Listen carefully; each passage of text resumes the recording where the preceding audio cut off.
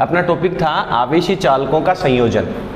आपके पास दो चालक हैं, एक A है और दूसरा B है। दोनों को आपने समान प्रकृति के आवेश से आवेशित कर रखा है। दोनों पे आवेश का मान बराबर नहीं है, प्रकृति दोनों की बराबर है। सर किस पे आवेश ज्यादा है किस पे कम है, इस बात से हमें कोई लेना देना नहीं है। दूसरा, दोनों चालक गोलों की धारिताएं हमने लिख रखी हैं C1 और C2। दोनों के ऊपर विभव का मान भी लिख रखा है V1 और V2, और हमने बहुत क्लियर लिखा है कि V1 है उसका मान ज्यादा है V2 से। ये पहले की स्थिति है। अब आप इन दोनों चालकों को क्या करेंगे, संयोजित करेंगे। संयोजित करेंगे तो आवेश का स्थानांतरण होगा, किधर से किधर की तरफ। क्या आवेश की मात्रा के आधार पे होगा या धारिता के आधार पे होगा या विभव के आधार पे? विभव के आधार पे। जिस वस्तु का विभव उच्च है वहां से धनावेश जाएगा निम्न विभव की तरफ। हमने लिखा है कि सर A के ऊपर जो V1 है वो ज्यादा है V2 से, यानी सीधी सीधी बात है, जब आप इनको एक चालक तार से जोड़ेंगे तो आवेश है वो A चालक से B चालक की तरफ जाएगा। कब तक जाएगा? जब तक दोनों के ऊपर विभव का मान बराबर नहीं हो जाता। और जब दोनों पे विभव बराबर होता है तो उसे हम क्या कहते हैं, उभयनिष्ठ विभव कहते हैं। क्या कहते हैं? उभयनिष्ठ विभव। और कल के डायग्राम में, कल के टॉपिक में हमने उभयनिष्ठ विभव का मान भी निकाला था। अगर याद हो किसी को तो बात कर सकते हैं अपन।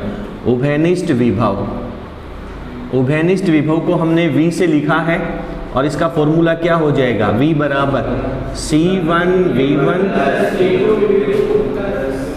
C1 plus C2। ये उभयनिष्ठ विभव का फॉर्मूला है जिसकी अपने को आज के टॉपिक के अंदर जरूरत पड़ेगी। दोनों के ऊपर जब विभव का मान बराबर हो जाएगा तो आवेश का स्थानांतरण या आवेश का ट्रांसफर होना भी बंद हो जाएगा। बात करते हैं कि सर जब आवेश A चालक से जिसके ऊपर उच्च विभव था जब B की तरफ जाएगा तो क्या ऊर्जा के मान में कुछ कमी आएगी या ऊर्जा का मान उतना ही रहेगा या ऊर्जा के मान में वृद्धि आती है?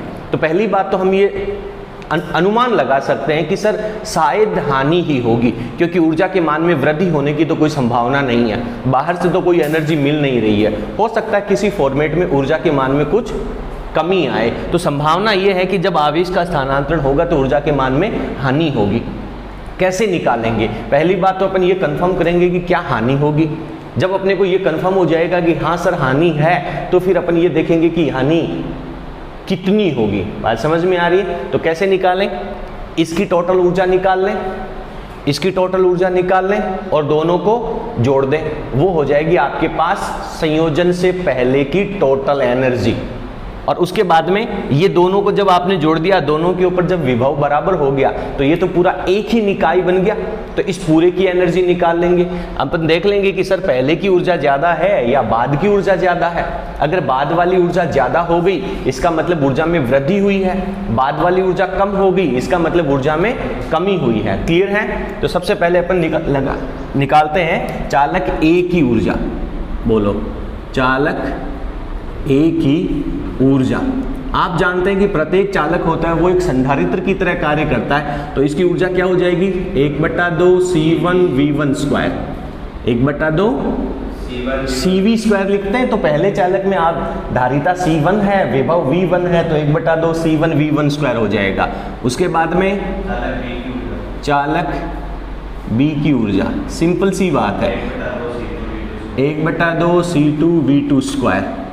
तो दोनों को जोड़ने से पहले, संयोजन से पहले की क्या लिखेंगे, कुल ऊर्जा।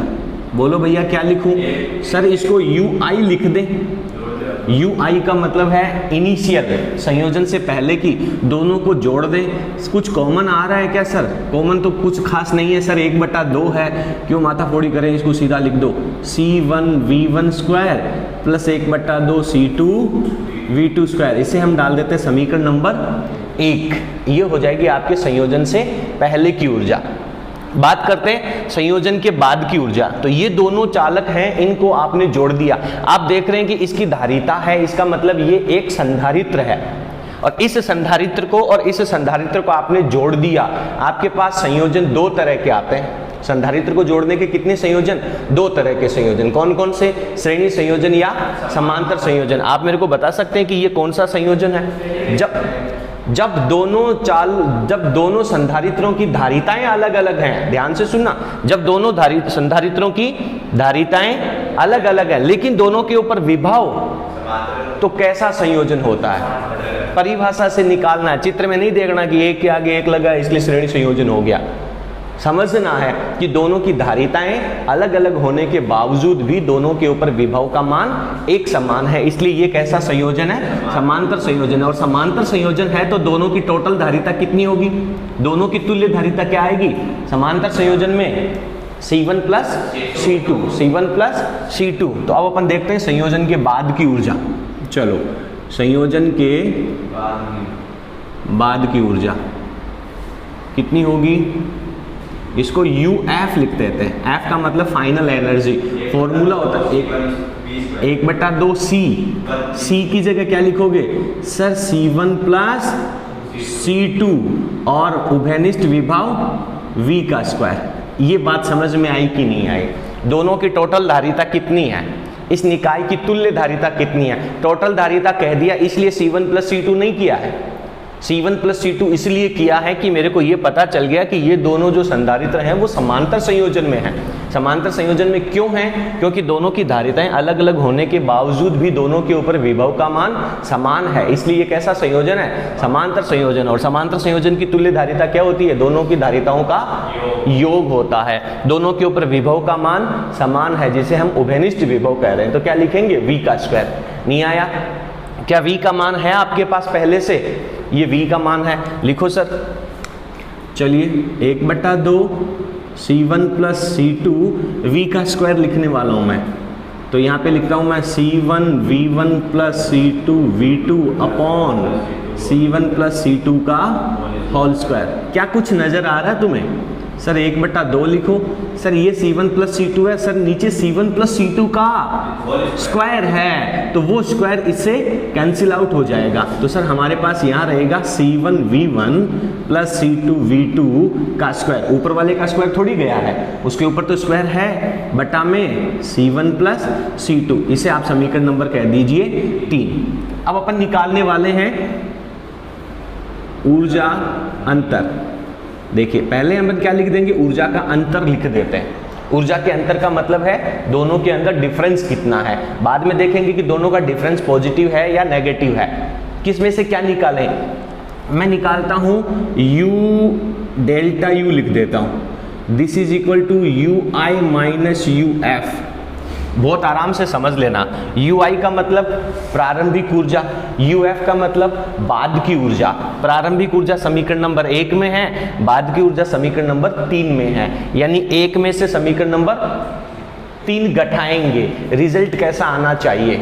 ऊर्जा हानि के लिए रिजल्ट कैसा आना चाहिए? पॉजिटिव आना चाहिए, नेगेटिव? ध्यान से सुनना, मैं कह रहा हूं कि UI माइनस UF, पहले मेरे पास जितने पैसे थे माइनस UF बाद में मेरे पास जितने पैसे हैं। आपको पता कैसे चलेगा कि हानि हुई है या लाभ हुआ है? सर डेफिनेटली पहले वाले ज्यादा होंगे, बाद वाले कम होंगे, इसका मतलब हानि हुई है। और पहले वाले ज्यादा है, बाद वाले कम है, इसका मतलब इसका जो अंतर है वो क्या आएगा? पॉजिटिव आएगा।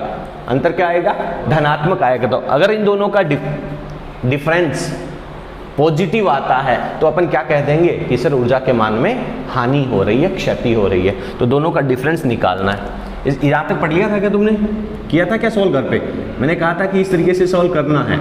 चलो लिखते हैं 1/2 C1 V1 square 1/2 C2 V2 square minus 1/2, open कर लूँ क्या यार इसको? C1 स्क्वायर V1 स्क्वायर, बोलो रे, plus C2 square V2 square plus 2C1 C2 V1 V2।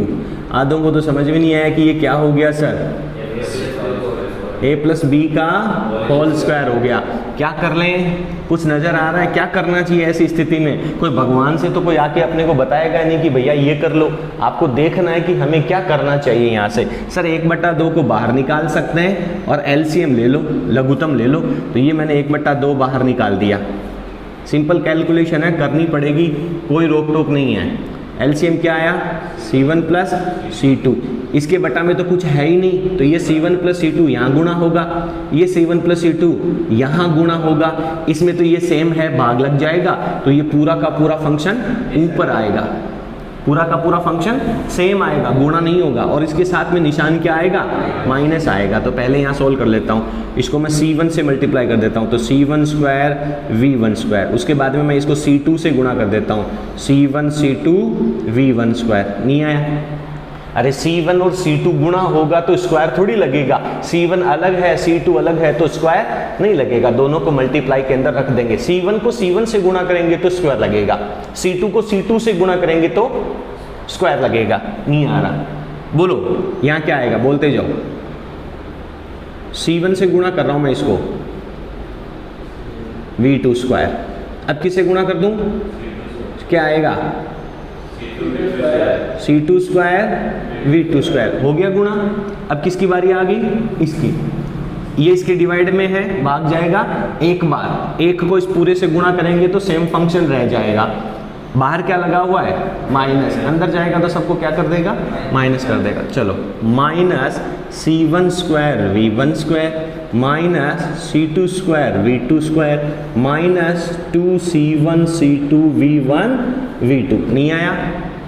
हाँ ना बोलना पड़ेगा भैया, आया कि नहीं आया? हो गया।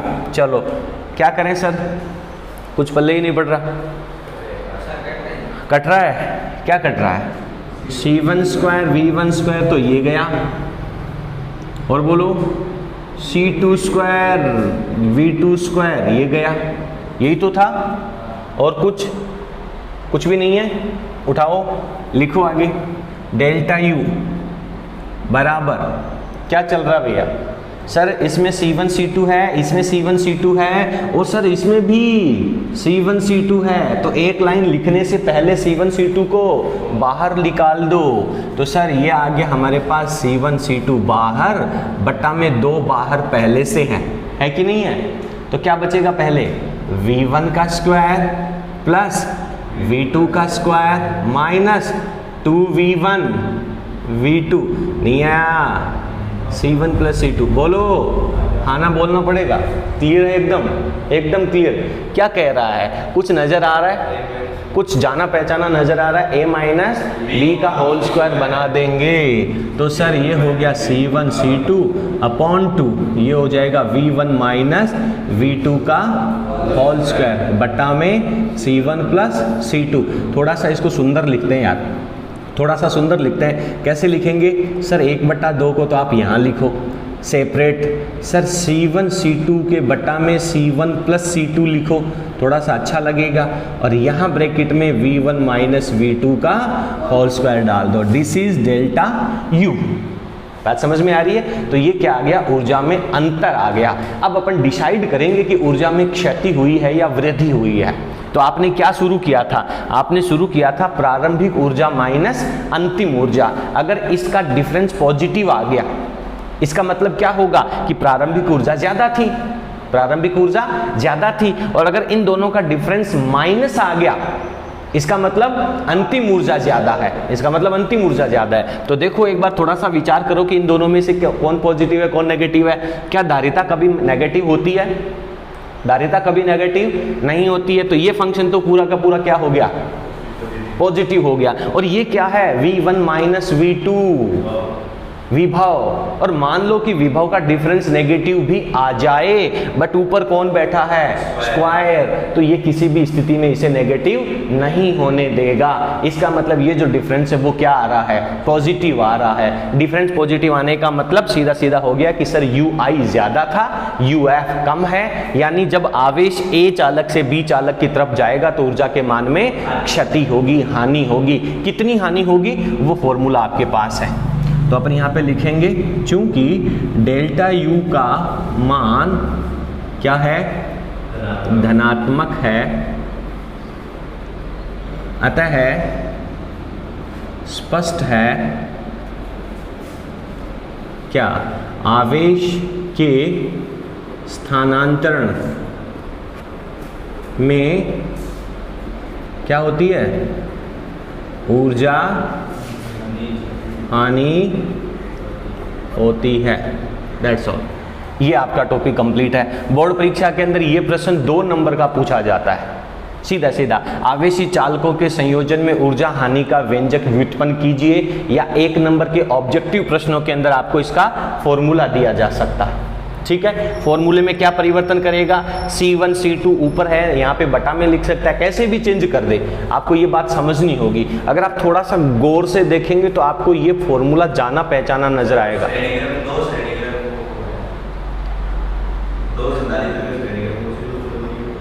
दो संधारित्रों के श्रेणीक्रम संयोजन का, हाँ थोड़ा सा और अच्छे से देखते हैं, ध्यान से सुने। अपने पास क्या आ रहा है यहाँ पे, ऊर्जा। क्या आ रहा है, ऊर्जा। ऊर्जा का फॉर्मूला क्या होगा, 1/2 CV²। सर V का स्क्वायर तो हमें नजर आ रहा है, V का स्क्वायर तो हमें नजर आ रहा है, बात किसकी रहेगी, C की, क्योंकि हर जगह आपने ऊर्जा 1/2 CV² लिखा है। तो यहां पर भी आपके पास C है। कैसे है ये, धारिता इंटू धारिता, यानी धारिता का स्क्वायर, और ये नीचे धारिता प्लस धारिता, यानी सिर्फ धारिता नहीं आया। अरे x into x, x into x, और नीचे क्या है, x प्लस एक्स, तो ये हो जाएगा x² और ये हो जाएगा 2x, ये कैंसिल आउट हो जाएगा तो x/2। तो यदि मैं विमा की या मात्रक की दृष्टि से देखूंगा तो सिर्फ x ही बचेगा ना, यानी कहने का मतलब धारिता इंटू धारिता बटा में धारिता प्लस धारिता। तो इन दोनों का जब अपन मात्रक निकालेंगे तो सिर्फ क्या बचेगा, फैराड बचेगा, जो कि सिर्फ धारिता को रिप्रेजेंट कर रहा है। तो 1/2 CV² का फॉर्मूला आपके पास आ जाएगा। इस विमीय दृष्टि से आपने कक्षा 11 में पढ़ा था, विमाओं के उपयोग पढ़ा था ना, कक्षा 11 के पहले चैप्टर में विमाओं के उपयोग पढ़ा था। तब हमने ये देखा था कि विमाओं के उपयोग के द्वारा आप ये जांच कर सकते हैं कि दिया गया फॉर्मूला सही है या गलत है। तो उस तरीके से आप लोगों को थोड़ा सा इसको ध्यान से देखना होगा, याद करने का भी प्रयास करना चाहिए। ठीक है, उतार लो फटाफट।